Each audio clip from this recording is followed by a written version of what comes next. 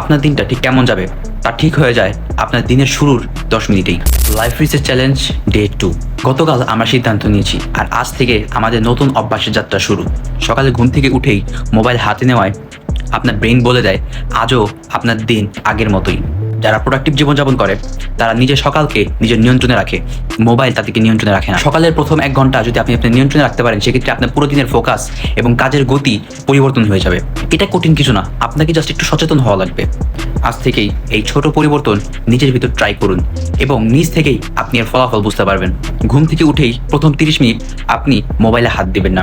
ঘুম থেকে উঠার সাথে সাথেই নিজের বেড গুছিয়ে ফেলুন, 1 গ্লাস পানি খান। সারাদিন এনার্জেটিক থাকবেন এবং কাজের প্রতি মনোযোগ আগের তুলনায় অনেক বেশি বেড়ে যাবে। আজকে চ্যালেঞ্জটি পূরণ করলে কমেন্টে লিখুন ডে 2 ডান এবং আপনি প্রতিদিন সকালে ঘুম থেকে উঠে কী করতেন সেটা কমেন্ট করে জানাবেন। প্রতিদিনের নতুন নতুন অভ্যাস মিস করতে না চাইলে এখনই পেজটাকে ফলো দিয়ে রাখতে পারেন।